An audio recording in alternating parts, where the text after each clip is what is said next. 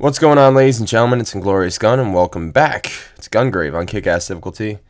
It's going to be Mission 6, or Stage 6. I know I didn't really use naming conventions outside of mission numbers beforehand, but I split up the Bungie fight. Technically, it's the Bungie fight, and then the entirety of this level and the 2 boss encounters afterwards, but I figured I owe it to the Bungie fight to at least fucking spew some hatred its way in a separate video.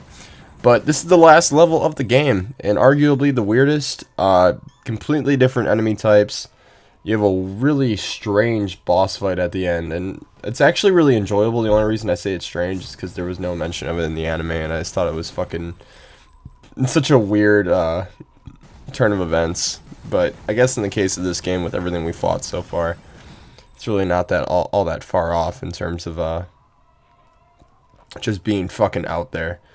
Because you practically fight Mother Brain near the end, but I can save that for when we get there. You fight some, like, berserk shit. But, yeah. Really quick, I want to apologize. I know my voice is really mucusy. I'm just a fucking bile bag of congestion half the time. Hopefully I sound kind of sexy, though. Like, you're listening to Big Dawn Radio, and this is your black co-host, Cox McBoner. I don't know. That was...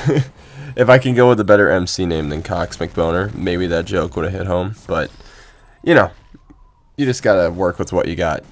You know? Oh my god, you know I fucking say, you know, a lot? But I digress. Let's talk about Gungrave.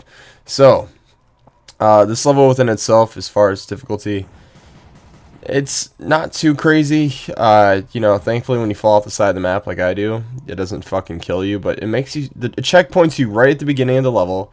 Then you have to fucking sit through all these animations to get the staircases up, which is fine, because I think the enemies don't respawn, but they might. And then from that point on, you're just good to continue on. They actually checkpoint you, you know, relatively fair on this part of the level, but you just kind of get through this little section, and then you're up against Harry, and then he'll summon the 2 boss fights, and then you can finish off this game.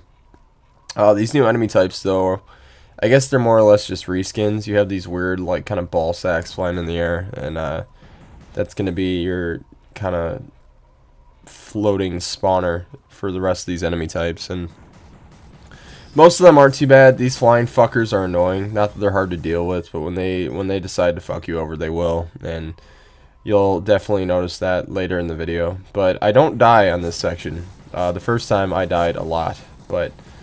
You kind of have these Devil May Cry 4 enemy types that are coming at you. Like, you know, the scarecrows or the jesters right when you start off. You know how they have the blade arm and shit.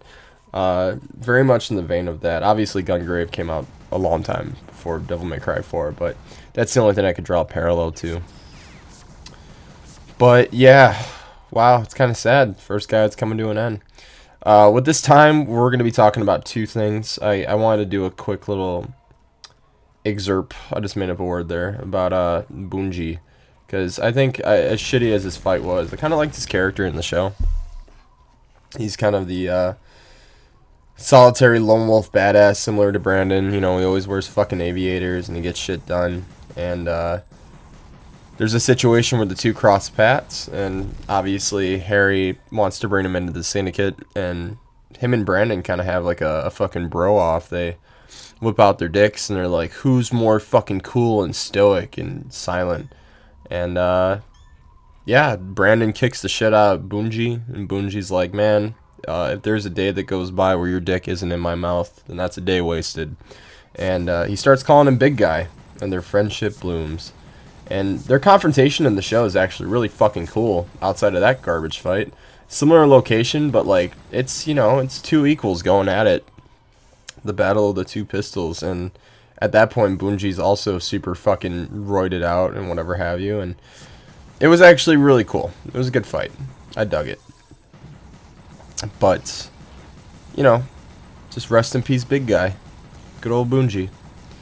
That fight did not do him service, unfortunately, but what can you do? So, I mentioned a topic in a video.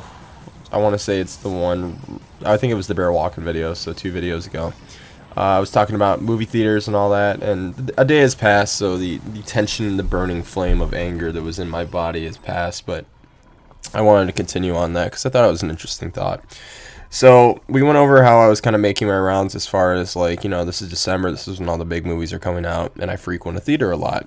The one I go to is the closest, and way back when it was actually really fucking cool. It wasn't too far off. The theater had a more conventional style, but there was a second level, and they had all these fucking arcade machines up there. And you had like Time Crisis, and I don't know if it was called like Ghost Sector, but there's something in the vein of, I think it might be Ghost Squad or some shit, but instead of the standard like blue or red pistol, it was a fucking assault rifle, with all the attachments on it, and it was a cool fucking game.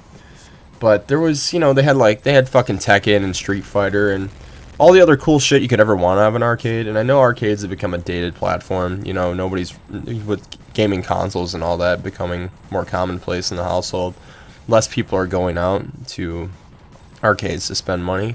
So unfortunately, that second level of the building just isn't fucking used now. They did a complete remodel of it. They added in like a new home kitchen. There's a bar, recliner seats, and as far as all those renovations go, they're really nice. Recliner seats and the dine-in theater things become more commonplace with a lot of places. But all that aside, I really wish the arcade was still there. But I fucking abhor that theater. I think, for what it's worth, when I go there and I buy my ticket and I sit in the seat, I get what I asked for, but every other aspect of that theater I think is overpriced and fucking poorly run. And it's a really kind of bittersweet sort of thing. But, it's the closest fucking theater that has any showings of movies that I'm willing to see. As I mentioned beforehand, the local theater in my town only does, one movie every couple of weeks. While it does keep frequent, it's hard for me when I want to, go see 3 or 4 that are in theater. But I went there last night, and I've gone there a couple of times. I went there and I saw Star Wars, and then 2 days ago I saw The Big Short, a really fantastic film. If you're looking to see anything this month, it should be those 2 movies. But I wanted to go see Spotlight, which is with Michael Keaton and Mark Ruffalo and a few other notable actors, which had a really interesting concept to me. It's about the Boston reporters that had uncovered all the really fucked up and evil wrongdoings in the Catholic Church. But oh fuck, we already hit a boss fight, so I guess we're gonna have to break on that in a moment. To keep that story short, I went to go see a showing. The weather was fucking horrible, and I walked all disheveled and shit. And then they're like, oh, fuck, I guess we forgot to put that movie in our theaters, even though they had the showtime listed. So they fucking lied to me, and I had to go home. But that's what I was mad about. But here we go with the Big Daddy boss fight. So a character that is only mentioned by name as the syndicate leader prior, fucking has been turned into this badass fucking one-punch man mutated cock machine of evil. And he has a few attacks, and as far as the boss fight goes, this is one of the more enjoyable ones. Most of his attacks can be avoided with relative ease, which is a nice change of pace, but I know we kind of blazed through him there. Really not all that difficult. If there's any points to make, because I know I kind of got sidetracked there for a minute. Double jump over his kind of sweep that he does with his, I think that's his right arm. His machine gun fire is extremely easy to avoid. The flamethrower is as well. And then the punching one, you just have to keep strafing to the opposite side and you should be okay. But that first part of the boss fight, it's done and over with. We now move on to the second, which is this weird fucking vaginal mother brain thing. And for the most part, it's going to be very similar to the bear walking fight, where you're going to kind of want to keep the pressure on him. You're going to want to get in close as you can, just so he doesn't start doing this shit where he throws the bodies at you. But stay out of the line of sight with his laser. Start taking out those eyes. Once all 4 are gone, he'll have like a tiny little threshold of life, and then that should be it. But his attack patterns are pretty fucking easy. The only thing you got to get used to is dodging his bite, and you should be okay, because you'll be able to backdash back and deal relatively easy damage. This boss fight is not hard in the slightest. He does have one other attack that I think he'll do in a moment. As far as the body bag one goes, just, fucking quick fire that shit. You should be okay. He does do this suction move with his weird fucking crease that he has in his forehead. And I think he does pull it off once. I'm not entirely sure. But pretty much that's your black hole effect. It will suck you in, and then it will go into an animation. He'll spit you out, and you'll be dead. But as long as you just keep backstepping, you should be perfectly fine as we continue to progress through this. And that should be it. That'll be the fight, and you'll be done. And then there's this funny little Metal Gear Solid moment where I fucking sat there. Brandon has his gun pointed at Harry. It's supposed to be your ultimate revenge.